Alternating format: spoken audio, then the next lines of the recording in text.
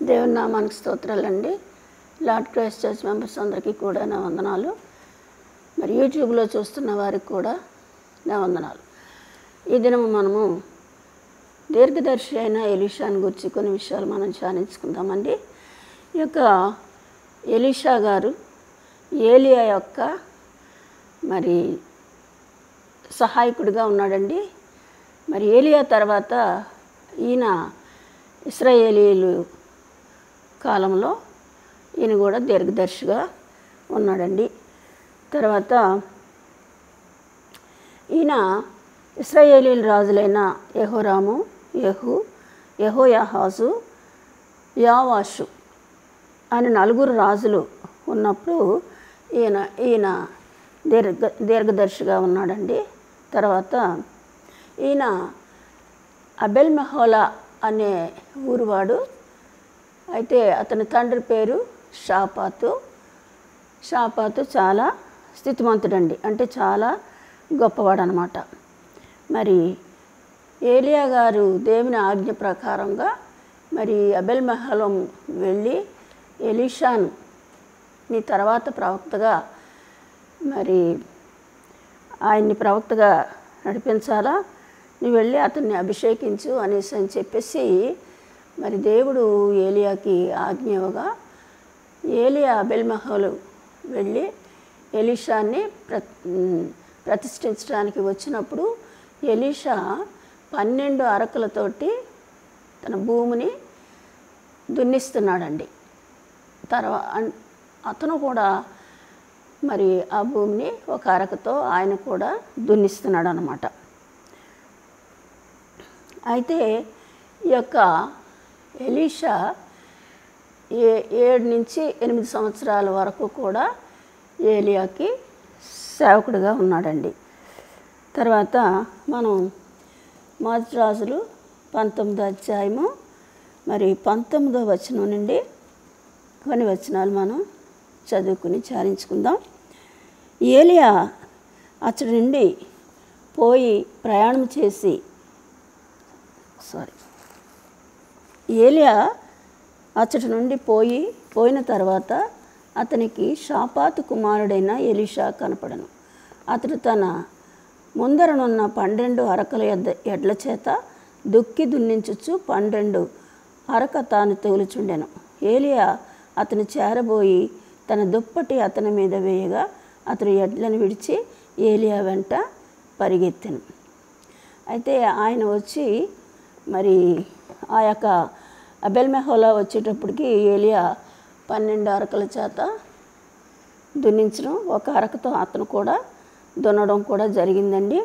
అయితే ఎప్పుడైతే ఏలియా గారు తన దుప్పటిని ఎలీషా మీద వేశారో వెంటనే ఆ దుప్పటి పట్టుకుని పరిగెట్టుకుని వెళ్ళి ఆయనతో చెప్తున్నాడు అనమాట, నేను పోయి నా తల్లిదండ్రులను ముద్దు పెట్టుకుని తిరిగి వచ్చి నిన్ను వెంబడించదనని చెప్పి అతన్ని సెలవుడుగా అతడు పోయి రమ్మన్నాడు.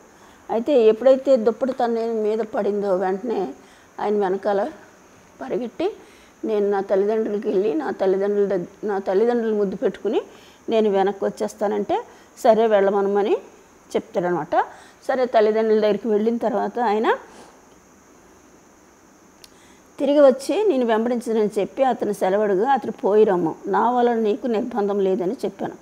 అందుకు అతను విడిచి వెళ్ళి కాడి ఎడ్లను తీసి వధించి వాటి మాంసమును గొర్తినోగల చేత వంట చేసి జనులకు వడ్డించాను. వారు భోజనం చేసిన తర్వాత అతను లేచి ఏలియా వెంబడి వెళ్ళి అతనికి ఉపచారం చేయించుండెను.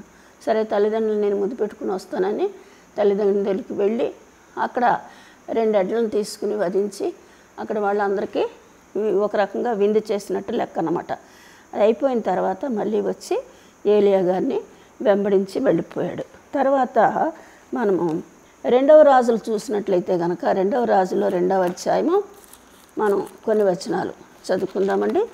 2వ రాజులు 2వ అధ్యాయము 9 నుంచి 14 వర్సెస్ చదువుకున్నట్లయితే కొన్ని విషయాలు మనం ధ్యానించుకోవచ్చు.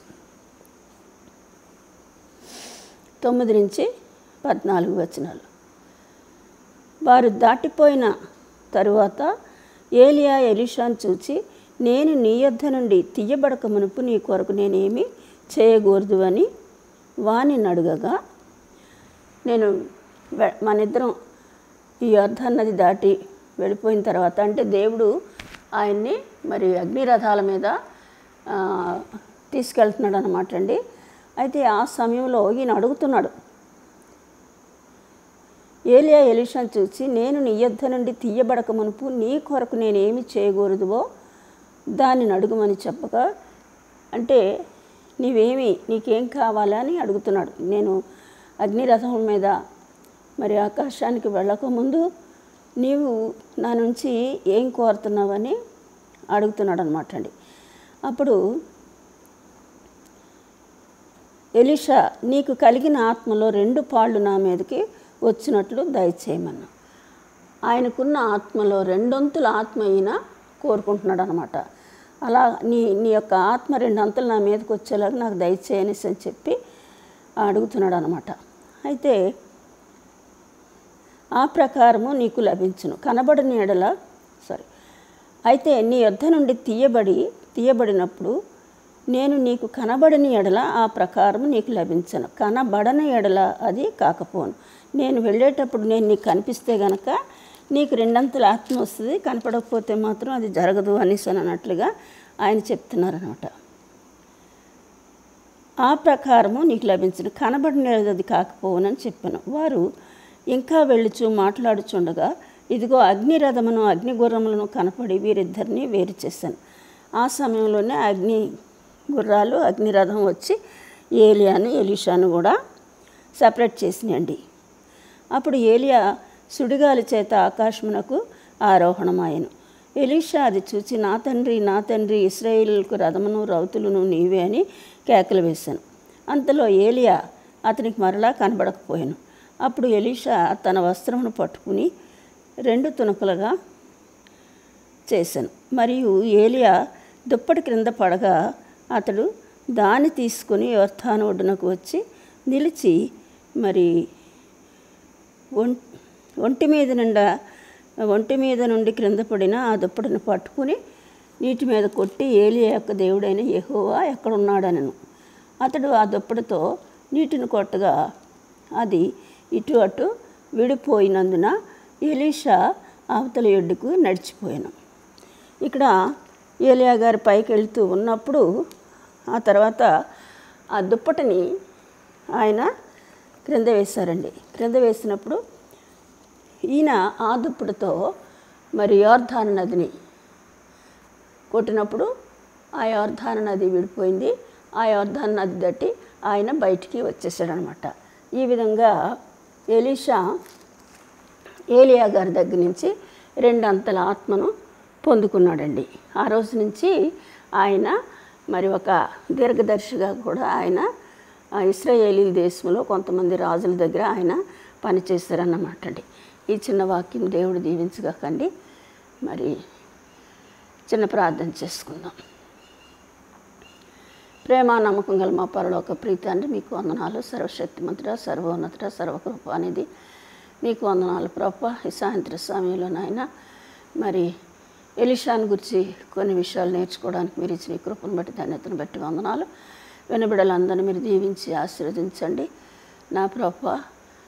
తండ్రి, వినబిడ్డలకు కూడా తండ్రి వాక్యాన్ని అనేక మందికి చాటి చెప్పి నీ రాజ్య వ్యాప్తికై పాటుపడడానికి నీ కృప అనుగ్రహించండి. నీ చిత్తమైతే మరొక సందేశాన్ని మేము ధ్యానించుకోవటానికి మీ కృప అనుగ్రహించమని మా ప్రభువును ప్రియకుమారుడైన యేసునామం పేరట వేడుకొంచున్నాం తండ్రి, ఆమేన్.